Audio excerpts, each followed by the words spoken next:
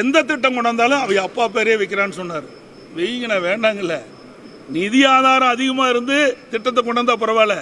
ஏற்கனவே கடன் மேலே கடனை வாங்கி மக்களுக்கு பயனில்லாத ஒரு திட்டத்தை உருவாக்கின்ற பொழுது மக்களுடைய வரிப்பணம் உகுதாரித்தனமாக செலவு செய்வதை தடுக்க வேண்டும் என்பதற்காகத்தான் அறிக்கை வெளியிட்டாங்க. முட்டுக்காட்டு பகுதியில் இன்னைக்கு கலைஞர்களை பன்னாட்டாரங்க வைக்கிறீங்க, அதனால என்ன ஏழை மக்கள் நன்மை பெறுப்பாங்க? அதனால ஏழை மக்களுக்கு என்ன நன்மை கிடைக்க போகுது? நீர் மேலாண்மைக்கு நான் சொன்ன திட்டங்கள்லாம் நிறைவேற்றுவதற்கு தேவை நிதி கொடுங்க. பாலங்கள் அதிகமாக அதிமுக ஆட்சியில் கொண்டு வந்தோம், அதெல்லாம் மக்கள் பயன்பாட்டு கொண்டு வருவதற்கு அதுக்கு நிதி ஒதுக்கீடு செஞ்சு வேகமாக துரிதமாக செயல்பட்டு அந்த பணியை முடிங்க. இதையெல்லாம் இந்த அரசாங்கம் செய்யாது. தன்னுடைய அப்பாவுடைய பெயர் வரணும், ஆங்காங்கே வரணும், அதற்காகத்தான் இப்படிப்பட்ட இதெல்லாம் இருக்குது.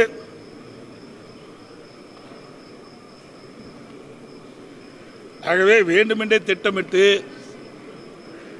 திராவிட முன்னேற்ற கழக தலைவர் இன்றைய முதலமைச்சர் ஸ்டாலின் அவர்கள் என் மீது அவருடைய வஞ்சகத்தை தீர்ப்பதற்கு என்னை பற்றி வேண்டுமென்றே திட்டமிட்டு விமர்சனம் செய்திருக்கின்றார். சிந்தித்து பார்க்க வேண்டும். திரு கருணாநிதி குடும்பத்தில் மட்டும் திரு ஸ்டாலின் பிறக்கவில்லை என்றால் ஒரு கவுன்சில் கூட ஆக முடியாது. அந்த அளவுக்கு திறமையில்லாத ஒருவர் என்னை பற்றி விமர்சனம் செய்வதற்கு என்ன தகுதி இருக்குது?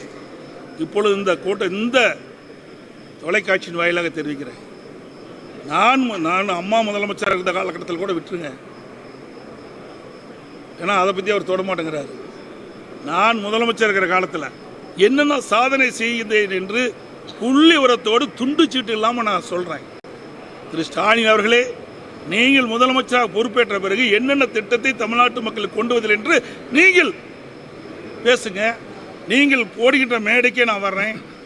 பகிரங்கமாக மக்களிடத்தில் உங்களுடைய திட்டத்தை சொல்லுங்க, நாங்களுடைய திட்டத்தை சொல்கிறோம், மக்களே தீர்ப்பு கொடுக்கட்டும், அதுக்கு நாங்கள் தயார்.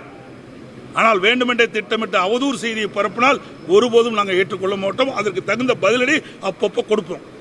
2026 திமுகவை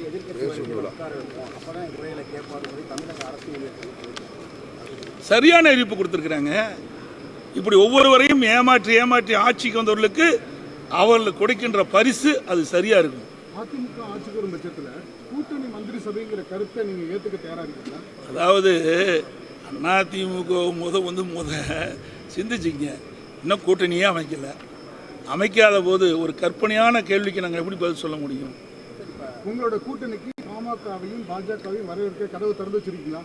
கதவை திறந்து வச்சுக்கிறது, கதவு மூடுறதெல்லாம் அப்படிலாம் கிடையாது. அதெல்லாம் மற்ற கட்சியில் அப்படி இருக்கும்.